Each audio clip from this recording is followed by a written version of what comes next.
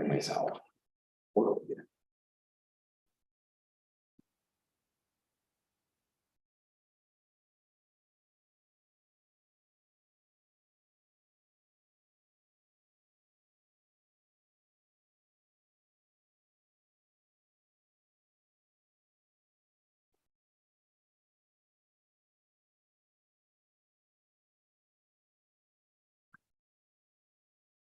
Finally good. So this has to come up before that comes up. It's an order. We have a tight schedule.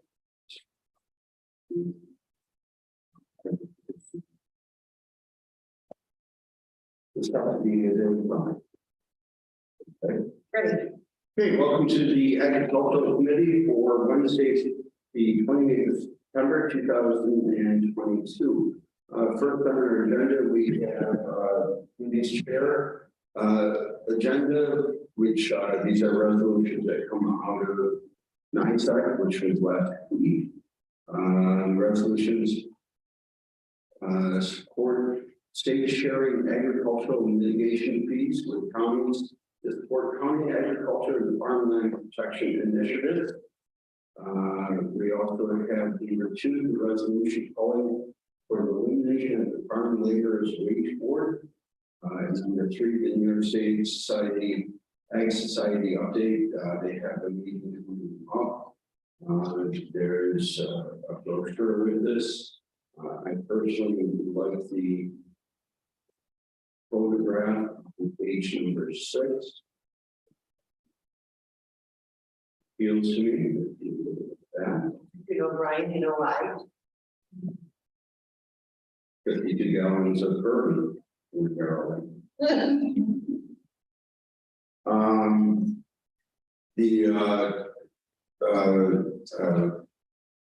Changing number 2 there, we've opposed this changing of overtime regulations for farm laborers,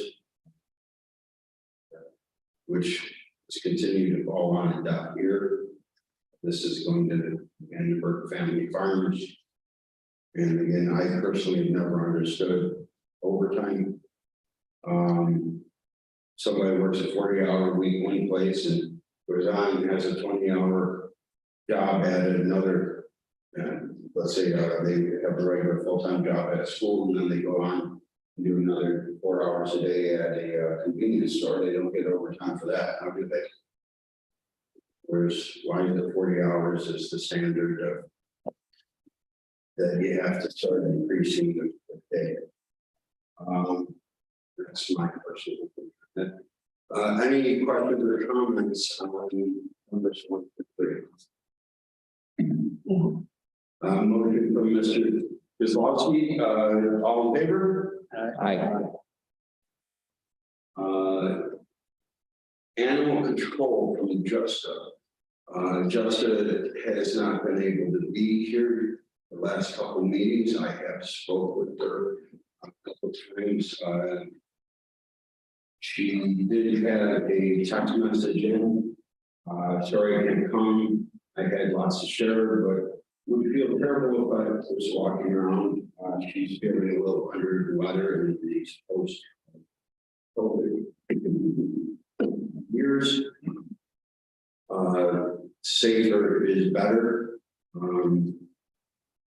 Let everyone know that we've been swamped with everything. I'm still working on countywide enumeration, but I'm too busy to give it any full attention. We are planning on getting some numbers to the towns about the cost for all the towns by the end of October. He also states that I've been told that the printing and postage costs are going to increase in 2023. Some of the info will not be exact, but it's close for them to consider at this time.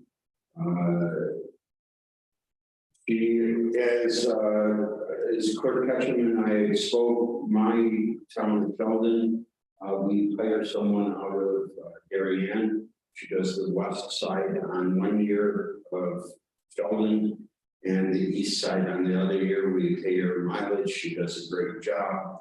There is expense to that we have, and I would simply foresee that changing over those expenses going towards the postage and other things that are incurred by the by Justa for a dog enumerator at that point. We've even questioned in the town of Sheldon with a total of 2,000 residents, around 800 households. Amazingly, we have more dogs registered in our township than we do in, let's say, the town of Attica that is, you know, more than 3 times the size of what we are. And maybe that's due to our dog enumerator doing a better job. But that's all speculation. We got a dog enumerator that she is retired now and very good. Okay. Okay, the meeting goes to the house, she goes to the house and she'll sit there and go, yeah, we only got. I can hear three. Me and my clerk have wondered that and speculate. You ask her about a dog? Is that known by the Rottweiler Jasmine? So. No. She knows dogs and dogs' names. This is the woman. It I don't know why she knows it. either way, this is the program moving forward and we hope just a speedy recovery on her simply feeling ill. In her monthly report, she has 193 phone calls received, number of dogs seized, 29 of them. Each individual's home. There was a dangerous dog complaint in the town of Middlebury. Education and informational programs, she has the Pipe Fair group, which was in August. Community service workers, probation, 1 probation, 3 community action workers, and an average of 75, approximately 75 volunteers. Any questions on? And then we also have under just number 2 resolution to order protection for deer. Number 3 is renewed resolution for confinement of dogs. That all dogs are securely confined from dusk to dawn. And those 2 are yearly duties. And number 4 is a FYI Wally Farm Certificate of Completion for the completion of the dog control officer seminar, handling the challenges of the animal control, sponsored by all firms in the New York State Department of Ag and Markets, which took place approximately 2 weeks ago. And there's photos of their certificates. For both Samuel Goodell and for Daryl. Any questions on justice report?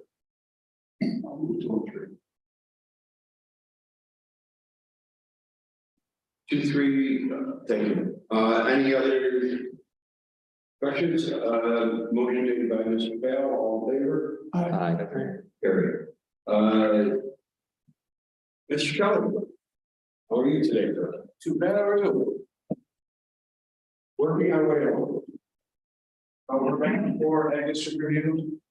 We moved through the process of ag district number 2, which is Weathersfield, Greenville, Lightning Eagle. Then we sent out our survey in April, processed their surveys, gone through our article reviews, and are on to developing our draft report. I handed out a summary of the changes to the district. It's not as graphic as our last review. I think there are some changes. Overview area of 70,000 acres, 49,687 the draft district area. And 71% of that district is realizing farming of some sort, according to the surveys we put out and other data we've collected through GIS. We're proposing to add 879 acres to the core district, and consolidate 1,003 acres from Ag District 3, which is, if you look on your maps attached, the third page, that's the blue area, which being consolidated from Ag District 3, Wisconsin, Perry, Cascade, and all the way. It's on par with we've been working to realign district boundaries with town boundaries. It's all part of that initiative. Fortunately, we cannot move the small area parcels in play. We have to wait for the next review to see. But that'll be the last piece to the puzzle. Everything will be lined up. There are 1,710 acres ready to be removed from the district. Those parcels are either have been converted to commercial, residential, or did not meet the criteria approved by the Ag Protection Board. Our total area to be added is 1,933. The 2016 Ag District was 49,699. There's only a 12-acre difference between the two districts, but because we're moving district boundaries around, the numbers don't exactly line up right. But it looks like a net negative that's positive to work out the boundaries I get. So A lot of averages, some it's a lot of numbers. Crossing our fingers that all the math adds up, but it does. So the district is viable, having more than 50% of it in agriculture. So we are looking for a motion to approve and move this on to supervisor. Yeah, that's a quick question. Sure. Maybe you said that the red parcels, Yes, those are completed parcels. right? So, a big parcel, how many? There's two big red parcels. That's the county force. Oh, that's fine. So according to our current ag and farming protection board criteria, public service parcels are not included unless they're predominantly agriculture. We were able to counteract with that, and we were able to include in our last review the prison properties as well as Carlton Hill multiple use area, but because they're running two farmers, but in this case, they have to come on. The Ag District provides protections to commercial agriculture, so there isn't a benefit for the county to have them in the Ag District other than adding acres. But when the solar project was on the farm, then the next review that comes off. Yes. Solar is not allowed to be in the Ag District. Any other questions? We need a motion to approve this. I'll move it. Thank you, Brad. Any other questions? Hearing none, all in favor? Aye. Carried. Thank you. So I wanted to stay busy. We'll be updated Alex. We've been working through all of our projects. We're working on completing a waste storage in the town of Java. A couple of smaller farm projects in Silver Watershed area, in Castile, and then we did a 500-foot stream bank protection and shark habitat project in the town of Pike at Whistler, and another 120 feet stream bank protection. Run through our work season, and now we're on to our office work, creating more grants next year. Tell them about the lunkers. Oh, wonderful. So our trout habitat projects, we've been working with the U.S. Fish and Wildlife Service and EC.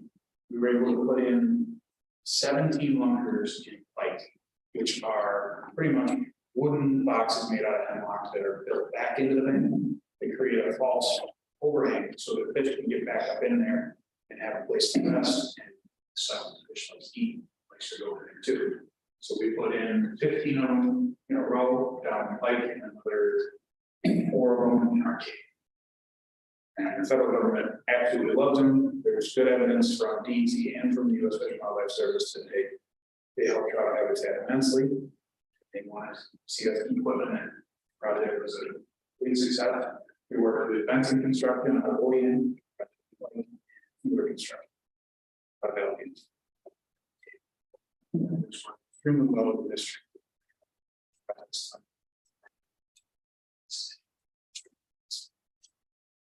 But do you use hemlock? Is that what it was?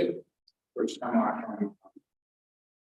Benny. Yeah, 20 years for. Something about the hemlock will stay a long time in the water. Yeah, as long as the lunkers are submerged, they shouldn't rot in the next 10 to 15 years. I mean, I can't guarantee it forever, but we have projects on the list that we put in 20 years ago.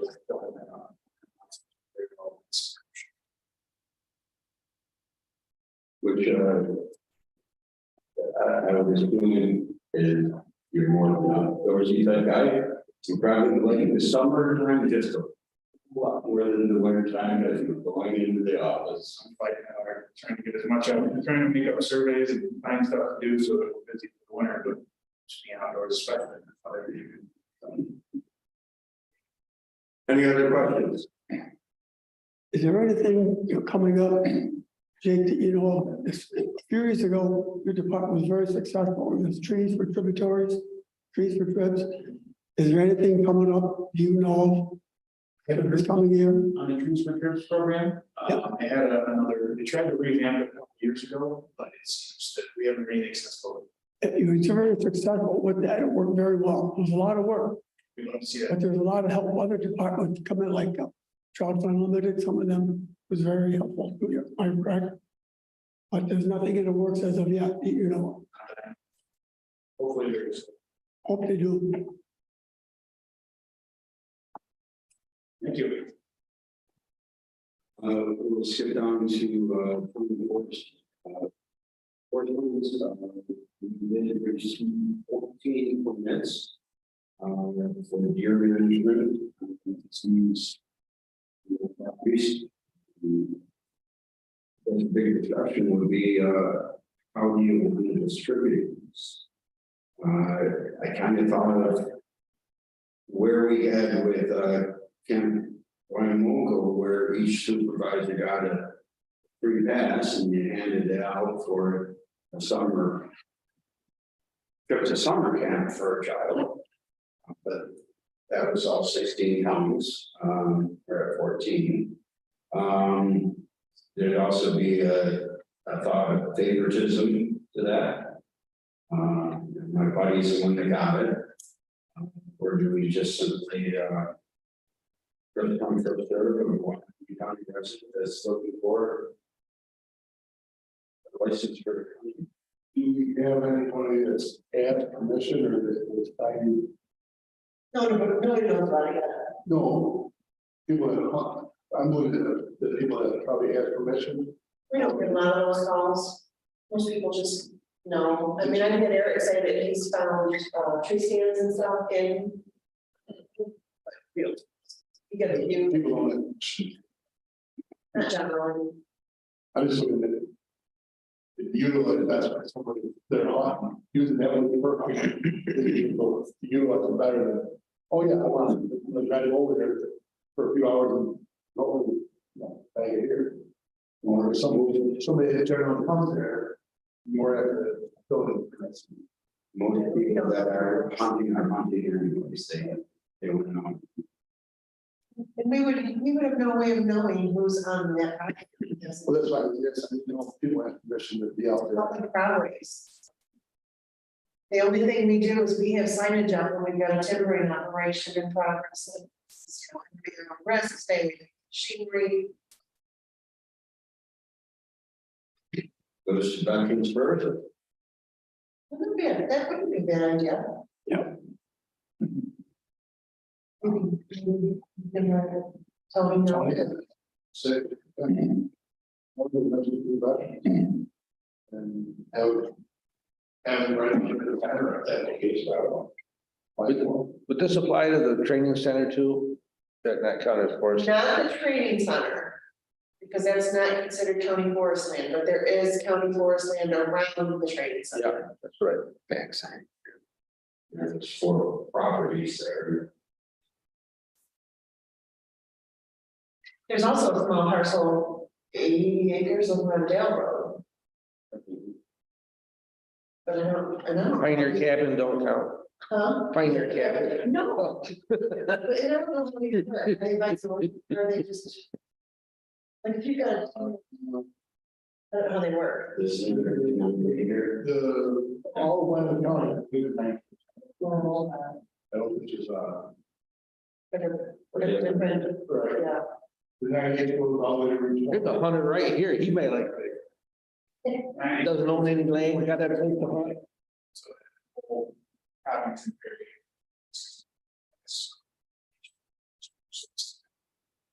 Depends on DEC activity, this might just be a general. Yeah, I really like the optics of maybe having the veterans have. Who entered this? Who entered? We did it as a county. We were eligible for it, Seattle, and Eric said he would do the application for us. So months ago, we talked about it here in this committee and said, yeah, let's see if Eric will fill the application out for us. And he called me the other day and said, yes, we got 15 minutes. Too, because I like the optics of that. What about the owners of the bordering properties too? I'm sorry. If the veterans don't take them, maybe go to the bordering property owners. Around the forest, right? Neighbors. Because I think that isn't the point of this is to keep managing the deer on the forest land. Which did, Well, you're stop. So that's what I'm saying, but the neighbors, if they're hunting anyway, you know, especially if there's farmers around here. But a DMAC tag is supposed to be taken, you're supposed to be on that property. No, so. Right, so the who's, neighbors- it's back to your original thing, who's gonna travel to our forestry, where if you have a bordering Well, property. this would not be eligible for. Wayne County residents, so they're not like traveling miles. Well, no, I know, but you know, if you're out, if you have property next to one of our forestries and you're out hunting anyway. And you know, you're more likely to be the one that's gonna be out there, see the deer and shoot it, as opposed to me traveling to Dale to walk through the woods and. And we could do that after we exhaust like. Absolutely, that's what I'm saying, it's like a second resort, maybe go to the neighboring property owners. It's really hard because if you just say, let's give it to the neighbors, it would maybe appear to be favoritism when somebody would go. Hey, I don't take one of those because I hunt a lot and I'm just 5 miles down the road, right? These, from, Jake, these are very easy to get, to be honest with you, so I don't know that we'll have. Say that to me again. They're pretty easy to get, we always get. Yeah, you know, my multiple multiple ones. So I don't know that there'll be a huge, Corey was, for them, but, Corey Lake. right, well, that's what I'm saying, if they're, Whether or not you like that's the huge determining factor, because if you're just out to take. yeah, well, Jake just mentioned there's even talks on call saving. well, and there's also the places where you can donate the venison. That you- I would go through the vets first, maybe contact Tony, work through that avenue. Yeah, maybe they'll take all of They them, may take all of them. if there's something left, we can revisit a second option.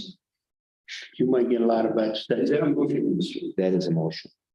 Thank you. Motion made by Supervisor Roach, all in favor? Thank you. Carry. Mr. Roach, we have something about the fair.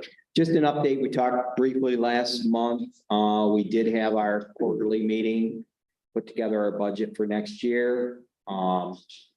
Very successful financially from the fair's point of view last year. Just some highlights. We pay out almost $70,000 in premiums to area youth, exhibitors, How do you determine those? How do you, It just always seemed random. My kids would get a $1.38 check or something in the mail and for entry fees, it is 10% of first place premium. So if you have the opportunity, first place for children in the school exhibit, say it's, and I don't know this off the top of my head, I'm just throwing this out because it's easy math. If it's, and they don't have to pay anything, but if, say, we'll go to flowers, if it's a $3 payout for first place, it costs you 30 cents to enter, and that's what you get paid out. The pay, what people pay to enter in no way covers the premiums for the departments. Various departments have large ones, for instance, the big noisy tractor pulls on Friday and Saturday night. Overall costs and premiums are pretty high with those, but it also draws in the larger crowd. School exhibits, children don't have to pay anything. That's just something that the Fair Association accounts for. Youth, they don't have to pay anything either. The open animal shows, they have to pay, but the youth don't. Fair Association gets about $11,000 from the state to help pay for premiums. And that's based on the amount that we've paid in the past.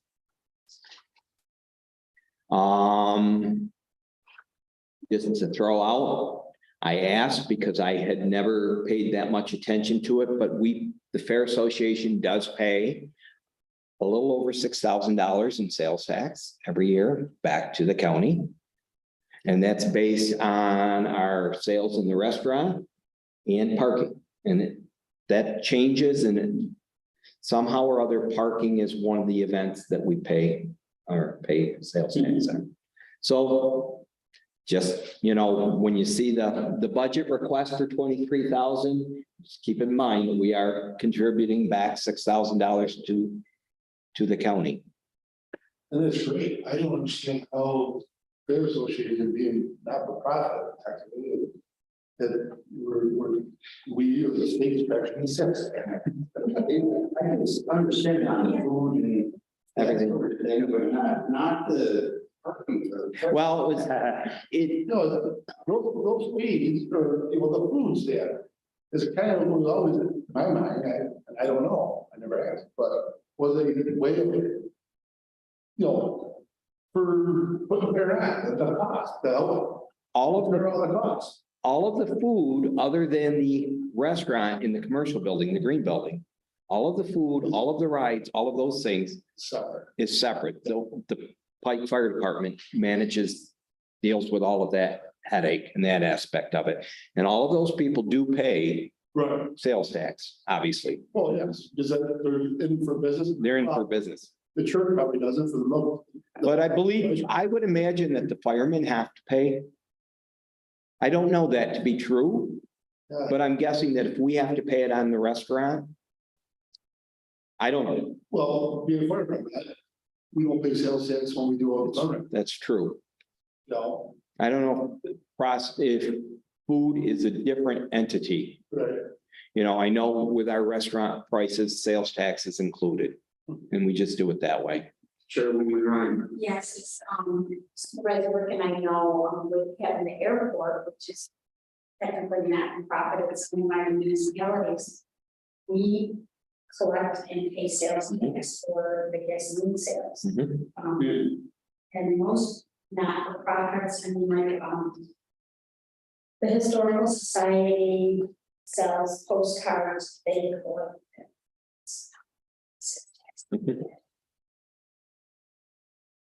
I think if a municipality sells something, don't they have to pay sales tax on it? If you said something on Auctions International, something like that, you're supposed to pay sales tax on it. Or for the person that buys it pays sales tax. Yes, it's. Person buying, Yeah, It's paying, and you're paying when you're registered. If you're private, right? it's like my parents from talking to you and I didn't, I paid $10,000, I got a little, when I registered over here at DMV, they charged the sales tax at $10,000. Yeah, because you don't collect it. But either way, interesting information. So just Nope, that's it, just, Mr. Burke, do you have anything on the ag and farm protection says nothing? Yeah, we got some applications in, for this last round and, the committee met and they picked up a couple applicants to go this round. I don't remember exactly who they were. We haven't heard anything yet, whether they've been awarded or not. We've got a couple that are in the queue. They've been awarded. They just haven't got finalized yet, so. Mr. Berwinger and Mr. Kelly are most involved in the dairy industry, anything? You? Well. Nobody knows that about him no more. Over the summer we were. Now it's standing out there, hold everything down, on track, on table, shit. It's gonna make a mess out of things in the fields. Potatoes have taken a big hit. Well, I had a farmer tell me yesterday, he wanted to know what the price of corn was. So he was buying some corn and he had to pay $6.77 a bushel delivered in. So I called Howlett's, what's the price of corn? They said, if we picked it up at your house, it's $6.15. So there's quite a cost in delivery, you know, I made the price of fuel and things like that, it was driven that. But absolutely.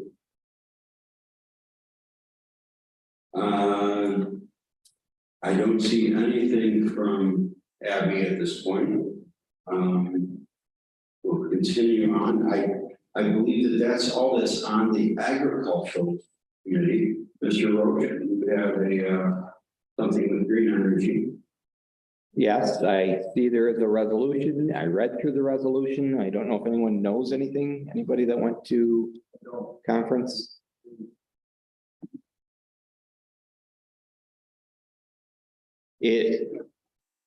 It's self-explanatory in the agenda. It's just the establishment of a fund that people would have access to revolving loans. Loans for what? This is agricultural. Green energy. Or subsidizing green energy. I really know. Cheryl? Yep. Can you read it? It's attached. And you go ahead. Read it quick though. So this came out of the Standing Committee on Climate Action. Resolution in support of legislation to establish the Resilient New York Revolving Loan Program and the Resilient New York Revolving Loan Fund. Whereas climate change is resulting in sea level rise, coastal erosion, and more frequent and more intense storm events that put homes, businesses, and communities at risk and cause millions of dollars in damage. And whereas mitigation projects are critical to reducing the risk to people and property from future disasters and create good jobs in professional units and the design professions. And whereas resilience and mitigation spending saves taxpayers more than $6 for every $1 invested. And whereas the majority of disaster relief programs focus on post-disaster response rather than pre-disaster mitigation, preparation, and resilience. And whereas the Safeguarding Tomorrow through Ongoing Risk Mitigation or STORM Act, which was signed into law in January 2021, authorized the Federal Emergency Management Agency, FEMA, to provide capitalization grants to states and tribal governments to establish revolving loan funds and provide hazard mitigation assistance for local governments. And whereas the program is modeled after the Environmental Protection Agency, EPA, a highly successful clean water state revolving fund, the CWSRF, and drinking water state revolving fund, DWSRF, which partially fund water infrastructure projects. And whereas the Infrastructure Investment and Jobs Act provided $500 million for the Storm Act or $100 million per year. And whereas unlike existing FEMA mitigation grants, the Storm Act revolving loan funds will allow states to directly offer low interest loans to local governments for mitigation projects to help reduce loss of life and property without going through the federal grant application process.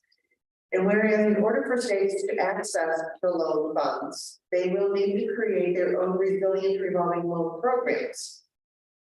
And whereas S.8853 Breslin and A 10.3.5 Fay would create the New York Resilient Revolving Loan Program to allow New York State to accept Storm Act funding and finance local infrastructure projects that protect against natural disasters.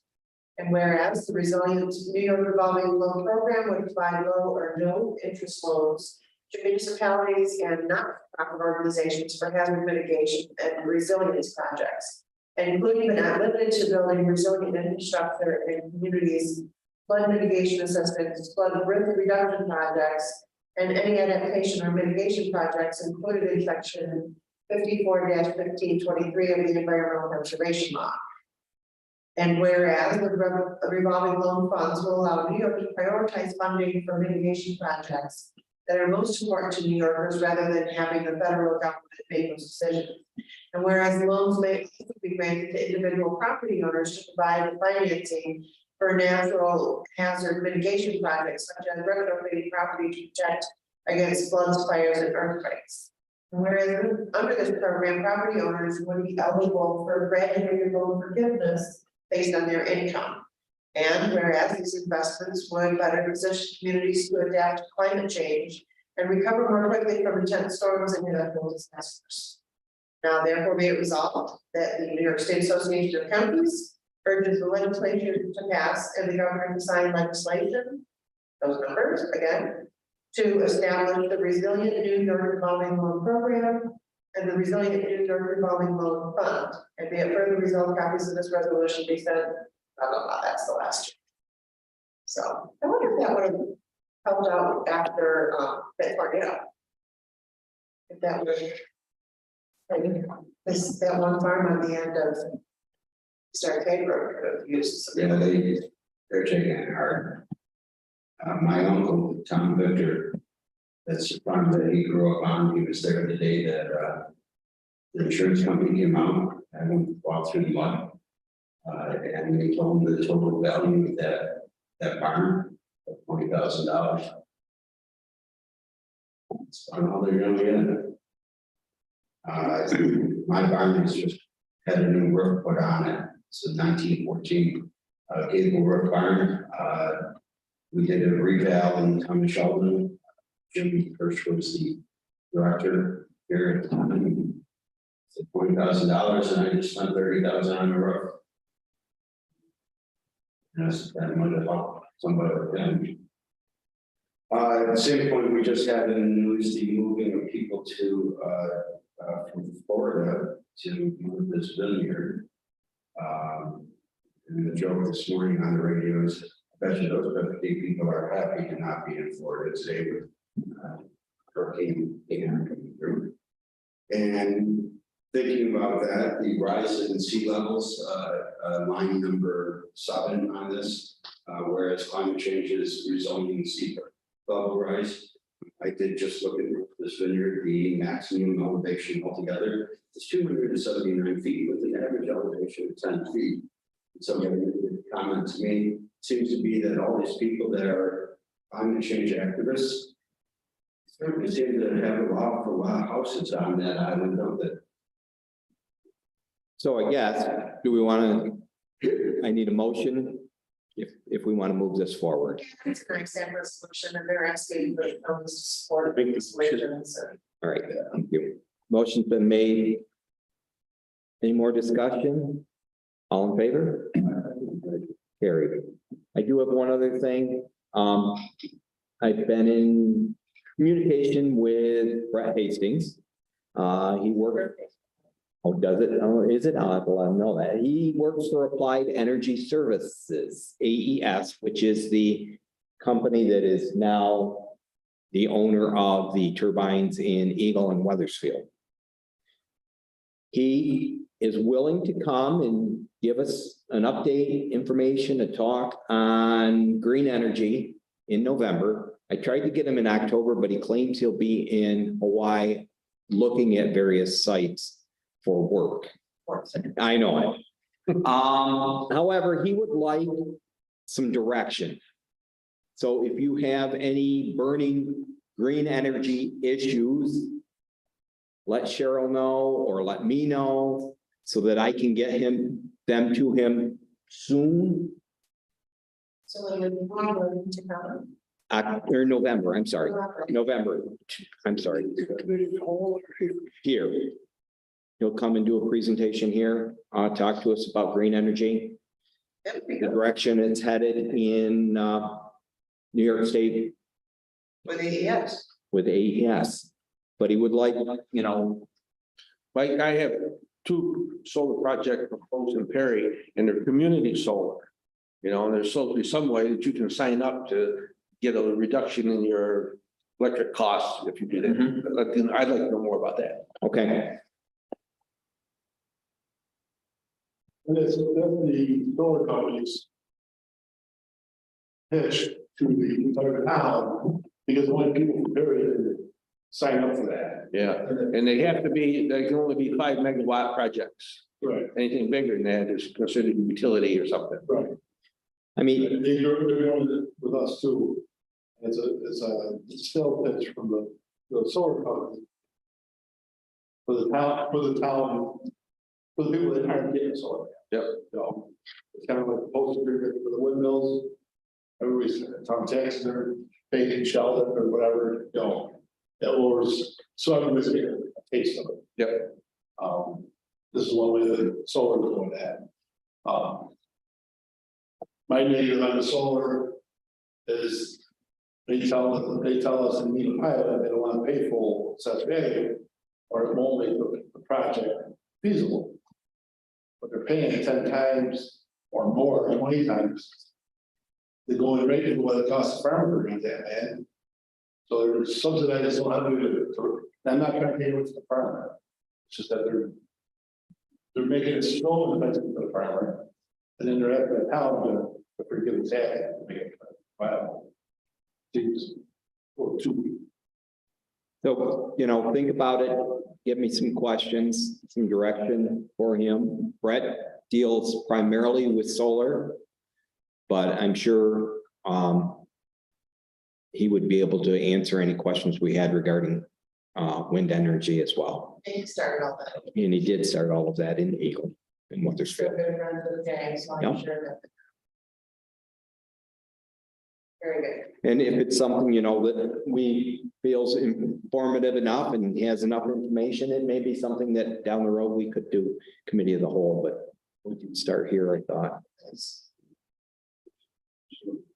Going back on our agenda, agriculture, we got Abby here.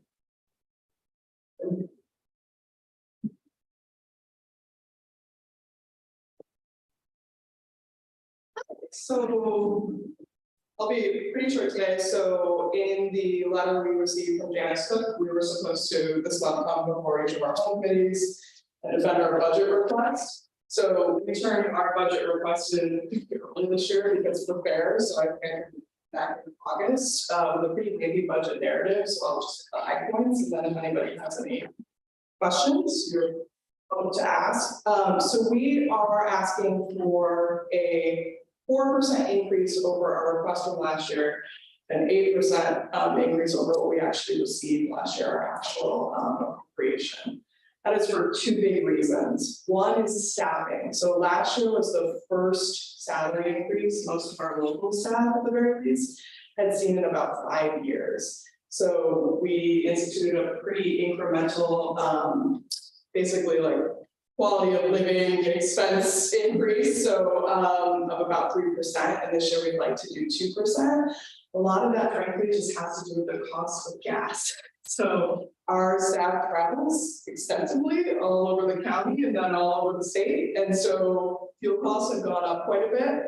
A lot of our staff, who we know very well, will frequently just not even charge their mileage to us, which I wish they wouldn't do, but they do frequently, particularly during Fair Week and State Fair Week when everybody's going back and forth from Pike and Syracuse. So fuel costs have gone up quite a bit. The other issue that we're running into extension wide, not just here in Wyoming County, is that it's very, very hard for us to increasingly compete with the private sector. So the example I've been using with folks is it's really hard for finance in particular, right? If you have a good accountant or somebody who's very good in finance, they can get paid very highly in the private sector. So one of the finance who works in Finger Lakes recently got coached for a private sector job in, closer to downstate, so obviously there's a little difference in what they'd be paid anyway. But it is a solely remote job, it's only 30 hours a week, and it's gonna make 6 figures. And so we just can't compete with those, and so what we're looking at is bolstering other way, you know, like if we could do incremental salary increases, at least there might be, you know, some benefit that our folks might see across the system, so we're looking at how we can institute that, you know, for local folks, for SBN staff. The other big thing we're seeing is a lot of coaching between nonprofits. So, you know, whether that's with county positions, state positions, other nonprofit boards. So there's a lot out in Buffalo that are hiring. So we're all just kind of trading folks. So staying competitive in that market is difficult. The other big reason we're asking for an increase this year is that inflation has really hit us hard. So we have to rotate our laptops for security purposes, and honestly, they get beaten up pretty well in our office because they travel so much and they go to the fairgrounds and they go to the cow barns and they go to the farms in the county. We just had to order a couple of laptops. They're $250 more than they were just 6 months ago. So we are looking at inflation across the board, from everything from, you know, laptop is obviously the higher cost, but paper. The paper that we use to print our newsletters, which is a pretty basic white 7x7 paper, is twice what it was 6 months ago. And so we're looking to offset some of those inflation costs, which have been pretty significant for us. Obviously, we've also looked at our supply chain, so it's sometimes a matter of what we get. So we definitely got hit with certain things during the fair season that we wouldn't normally be hit with, honestly, in terms of cost. So those are kind of the 2 biggest changes we've seen in costs. We received 2 rounds of PPP loan funding during the pandemic. Those were both forgiven, and at this time we don't receive any additional COVID funds. So the schools I know received quite a bit of COVID funding, and you know we did not have the opportunity to take advantage of that, other than through maybe some of our ag and classroom programming. And right now, we also anticipate we're probably going to see a bit of a state cut as well. We won't receive news about that until early next year, but essentially, just a quick reminder, extension, one of the laws that covers extension funding, Smith-Lever. Smith-Lever is already kind of difficult for us anyway, because a lot of the Smith-Lever and 224 positions have to be master's positions to be funded by those laws. So we have to have a master's degree. With Joan's retirement, I'm the only one in our office with a master's degree. We honestly couldn't afford to hire people with master's degrees, and so I can only use that state and federal funding on positions that are tied to master's degree. The law is written, so it's already difficult for us to use some of that state funding, and we also anticipate we're going to see a cut in that funding. So not great news on the state front probably for us, but we'll see. Maybe we're wrong. That would be great. You know, so that's where that increased request is coming from, respectfully. And then other than that, the biggest challenge that we're seeing is we're actually the lowest staffing level we've probably been in about 2 decades. Part of that was due to Joan's retirement. So with Joan's retirement, what we're doing with the ag side is it would actually at this point be impossible for us to replace Joan's position. Joan had a master's degree, and looking at a comparable position with that degree, it's about double what her ad salary was when she retired, and so we just don't have the ability to replace her. So what I'm doing is ultimately promoting from within. So I'm looking at promoting Don Rashevitz up to a higher level position. I can't promote him to Joan's position because he does not have that master's degree requirement. So I'm going to do what I can within the system. And then the other sort of quote unquote leftover amount from what we were funding Joan's position with is going to go into our Northwest New York team fees. So for those of you who may not recall, Joan was partially funded by the Northwest New York team and partially paid for by us. So we kind of was a shared position. Without Joan, without paying for part of our team's fees, right now we have to pay for the full team's fee, which is significant. Our team's fee was also much lower the last 2 years because they got some help from the state. That has also gone away. So we're basically seeing the big period in the extension system wasn't out of 2020 through 2022. It was 2023 through like 2026 because we received, you know, the funding that a lot of organizations received during COVID, and now that is all slowly going away at the state level, and so we're seeing kind of the impact of that. So that's our plan for John's position, at least in the short term. Obviously, in the long term, I would love to be able to hire him on the ag side, but that seems like our most feasible option right now. We're also stripped back quite a bit on admins right now, which has been, workable, not ideal during our busier times, but has been workable. So we've just got some more staff. Would, so we can lose anybody else and just a little bit nervous in our capacity. All that said, we had a very, very good year. We did a lot during COVID, and so we came back really strong out the gate. We just had our Leaders Association meeting last night. We're running through all of our final fair numbers, and almost everything for us was up quite a bit. And we had a very, very great showing at the state fair. We haven't gotten final numbers yet, but might have taken the cake out process and youth building, so that's very exciting.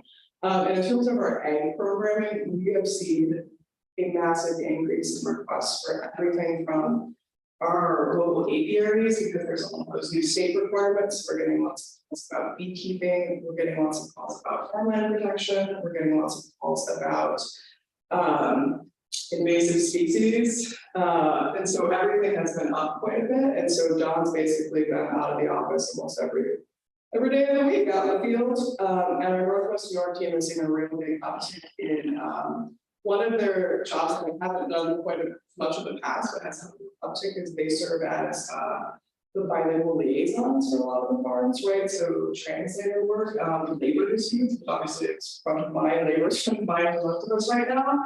And so they've been handling a lot of those discussions at the farm level, because we have 2 bilingual teams, so that's really seen a big uptick. So we've had a very busy year, which I'm very happy with after the past couple of years of trying to navigate around COVID. And hope to have an even busier year next year. So like I said, I have a sense of budget narrative, so if there's anything specific you want me to speak to, I'm happy to, but that's kind of where we're at. Thank you for your time on that. Okay, so should just repeat the 4%. Yeah, so we are asking for, I'm going to make sure I have my numbers right. We are actually asking, the 4% was over what we requested in 2022, which ultimately will end up being 8% over what we actually received in 2022, which is to the tune of $432,418.56.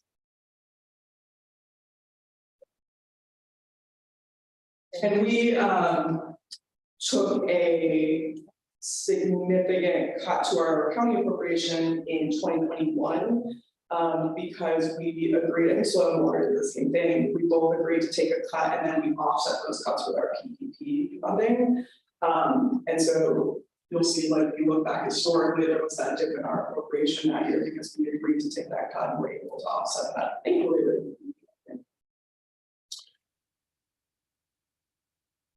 Forgive me, I walked out for a phone call. Didn't we give you guys more money a couple years ago to man the desk?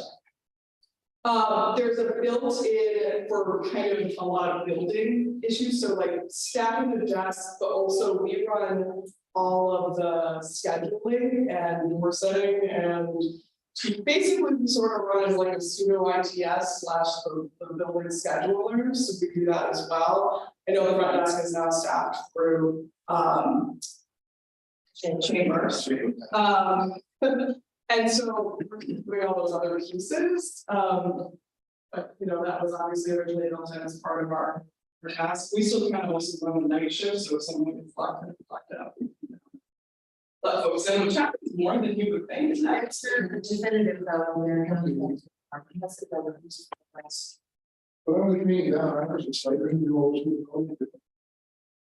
No. It's not dependent on our contract, and I don't think it's. no, it's not on its own zone or those goals. We give him a stipend to oversee what was going on. No, you gave him a stipend to oversee. Is that for zoning? He's got a $12,000. But I thought he got a stipend also, we're being, working with, So like a liaison between yeah. the building and, He got money for something, he was talking about no for us all the time. He got money for that. So my recollection. I've got, the code enforcement officer getting a stipend under zoning, that's the 12. A little over 12 grand, and then, right, When we first opened both of them. and then, Well, with all the measuring of the square footage and renting space out and everything, he was instrumental in that, he was getting a stipend. then it's gone. The stipend's gone, and he get rolled into a salary. I'm sure it got rolled in like all the rest. I don't know, it's not separate. He gets salary on schedule, We just he roll them all. gets a stipend for zoning. So, When Dixon's here, there's just so. you gotta say. Court on the property, there's, over there at night. Yeah. They're doing that job. When he's getting. Access. Well, I'm not arguing with you, I'm just saying. it's not, I believe it now, both ways here. Nothing against you, Eddie, I mean, you. Oh, no. I understand what you're doing. Well, it makes more logical sense. I'm having your money, you got. Oversee that building. that's gone. I mean, I can go back several reiterations of that salary schedule and we can see if we can find it, but it would have to be a standalone resolution that maybe gave him a one-time stipend for his involvement in whatever activity it was, but it hasn't been there in a long time. Only zoning and only his regular code enforcement salary. It only makes sense that Abby, the cooperative extension manages that. I mean, they're the ones that use those rooms the most often, I'm assuming. Oh, no, we use the downstairs. They, you know, they need to be the gatekeeper of all of. It's just easier, if I find somebody else, it's easier to go to them, right? Right, absolutely. If they have it set up amazingly, you send in an email to Ashley, she sends you one back and says. Our. Yeah. Well, Yes. Once upon a time, it was very specific. It said for, like agricultural projects, and then it broke out, the 4-H piece. And even there was a time where we had an add-on of so much money for the camp director. We added some more money in, but it was very specific. I gotta tell you, probably over the last at least 3 years.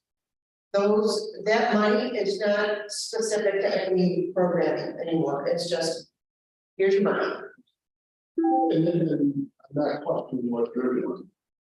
Question of that, Are we paying twice? we're paying twice, I think we're paying twice.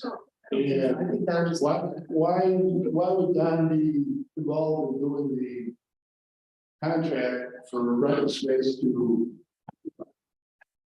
He wasn't involved in it? No. That was between me and Becky and Dan Moore, maybe. If he does, Sorry, I think that was Jim. yeah. Don wasn't involved.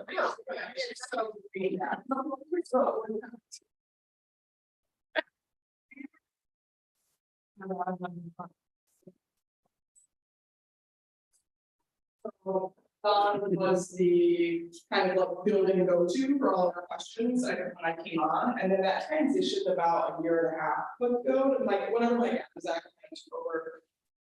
We now, like, if we have an actual issue like with a leak or an issue with like, or like obviously our keys, all of that goes through Mike now, and that previously used to go through John.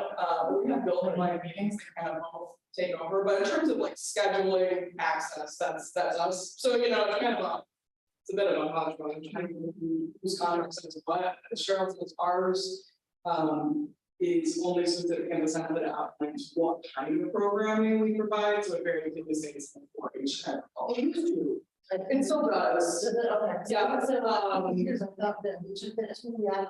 no, it's still in there, so it specifically outlines what kind of programming that we can use that money for, but it's just added in 4-H essentially in master partner.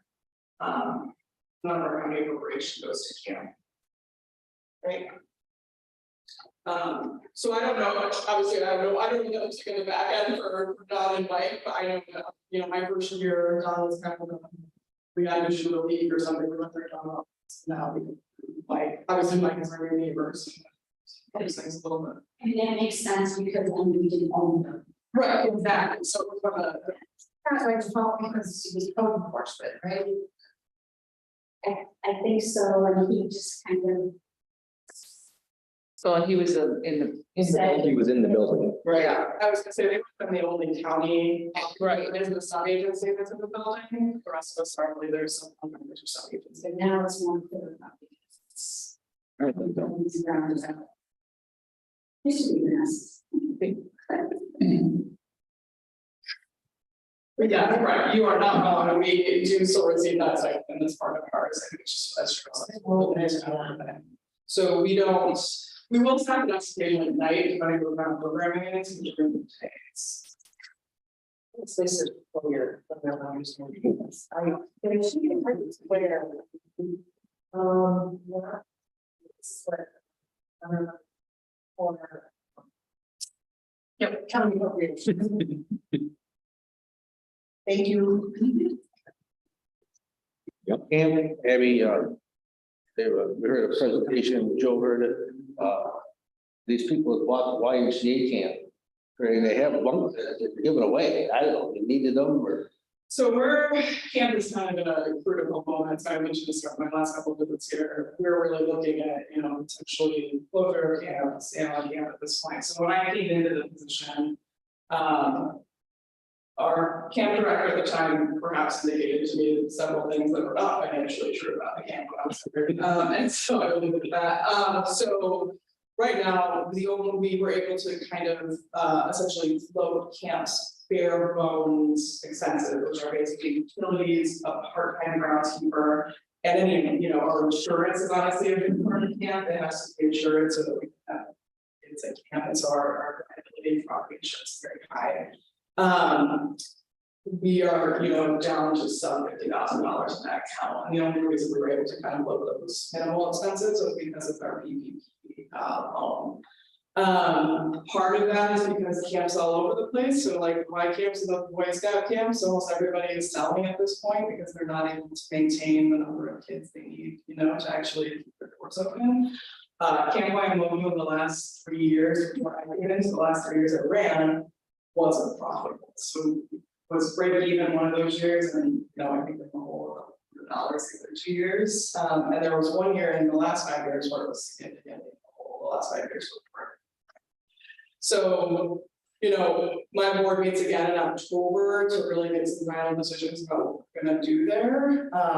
And we just, at this point, it's gonna be difficult no matter what we do, decide to just, keep the property and try to find a way to make it profitable enough that we can still utilize it for 4-H activities. Do we, sell the property, try to invest in smaller properties, so we still have at least an outdoor home for a lot of our shooting sports and, livestock activities. Do we see if we can run camp on a shorter schedule? All of those are on the table, but the news is not good and they can't for any camp essentially at this point. So staffing is also really, really hard. You want to compete, and you have to have a nurse on your staff, and almost nobody has to keep a nurse right now, because why would you go get a travel nurse? So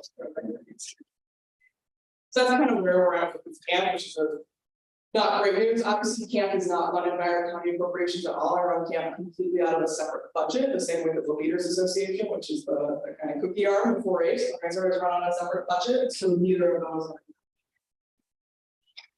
So I should have news about camp over here, which is kind of where, and they have an excellent board, and they're all relatively new in the last 3 years, so you can tackle camp more aggressively than other times.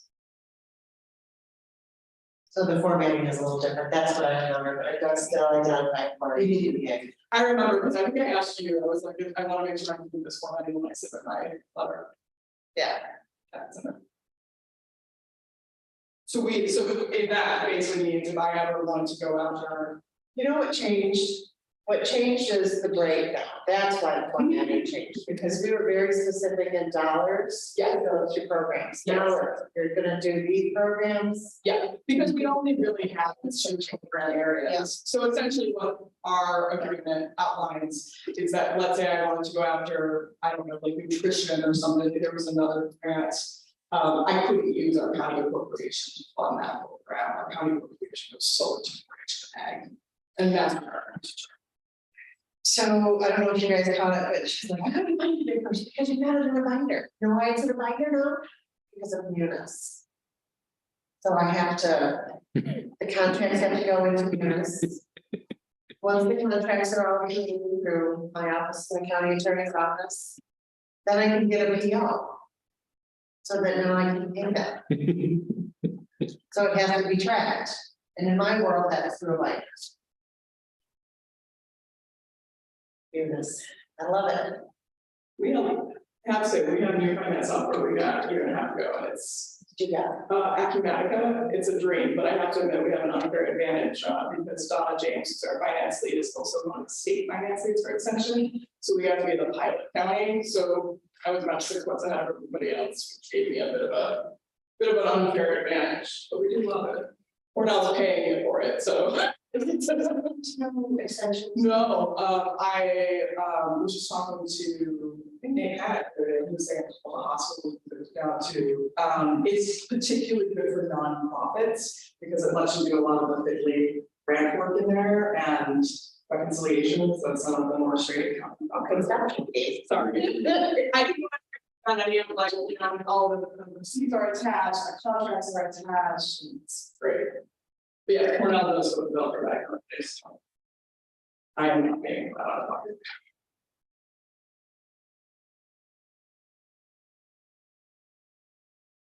Any other questions? Everybody. Okay, thank you. Thank you very much. Thank you. No, Jim's waiting for me to get the other stuff. That's why I looked at my phone.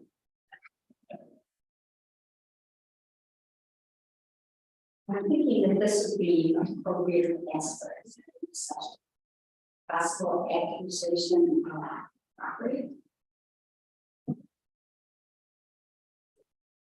The motion for executive session. Motion made by Mr. Cal and seconded by all in favor? Aye. Carried.